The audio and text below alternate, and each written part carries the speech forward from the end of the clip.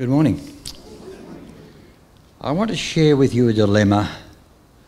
I have this Bible study group on Tuesday afternoon at 1 o'clock, and you can all join if you like. Just let me know after church. It's a video conferencing Bible study group, so just do it from your lounge room. It works. Except that it gets a little bit risky from time to time because you're reading the Bible, and reading the Bible is a risky thing to do. We're doing studies of the nature miracles of Jesus. And that's a risky thing to do too. We've just done this Tuesday, we did the story of Jesus walking on the water. Now the normal version of that story that we remember is the story in Matthew's Gospel, because it's got the delightful piece about Peter getting out of the boat. We like that bit. So we don't often read the story in Mark. And Mark caused me some issues because of a couple of bits. Jesus comes to them walking on the water about 3 o'clock in the morning, the third hour at watch of the night.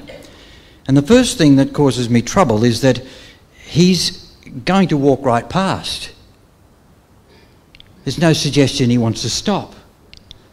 He meant to pass by them. And when they saw him walking on the sea, they thought he was a ghost and cried out, for they all saw him and were terrified. But immediately he spoke to them and said, "Take heart, it is I, have no fear." And he got into the boat with them, and the wind ceased, and they were utterly astonished. And here's the second thing that worried me, for they did not understand about the loaves.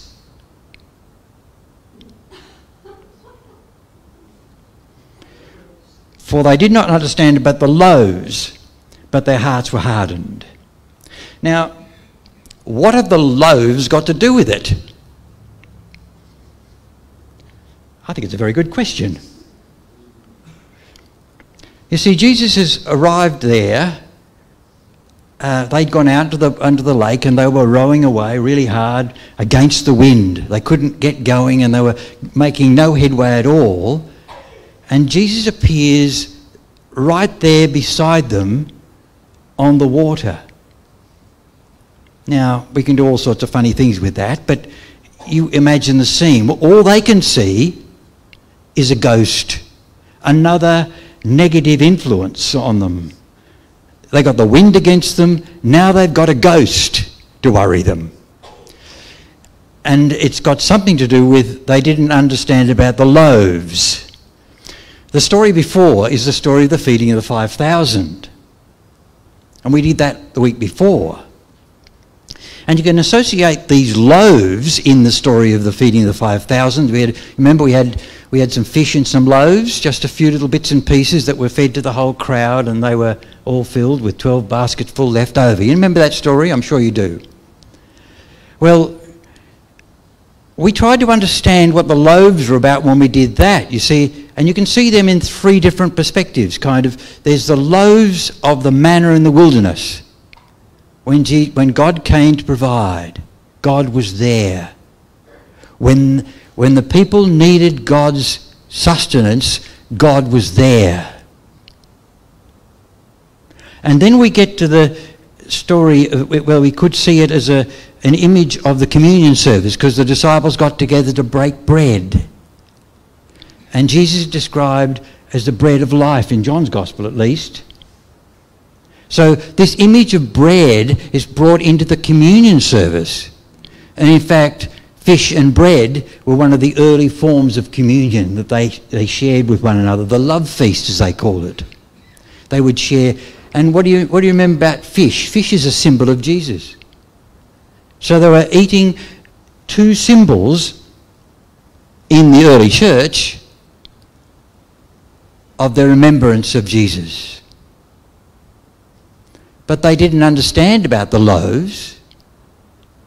They didn't understand that when they took the loaves, they were taking the presence of Jesus, or reminding themselves of the very presence of Jesus, who is there when they need him.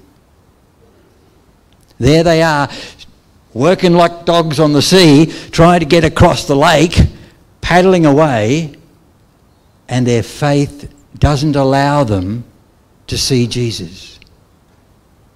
There's the problem of Peter and the walking on the water bit, which comes in Matthew's Gospel. It's an issue of faith. We in the later church need to be reminded that Jesus is there. Even though the church as a whole is going down the gurgler in some ways. We imagine that we better do something to change all that, to fix it, and we forget that Jesus is there. And why do we know that? Because we take communion every Sunday. We break bread. We eat bread and we drink wine. We have the reminders of the very presence of Jesus, not just that we remember that he's been around sometime, but we remember that he's here right now. That's what communion's all about. That Jesus is here, his presence is with us right now. Just as he was with God in the wilderness, as it were. Just as he was on the hillside with those people as they took bread and wine, bread and fish. And just as he was with the people on the lake, he was walking there, available to them. And they needed to open their eyes to see.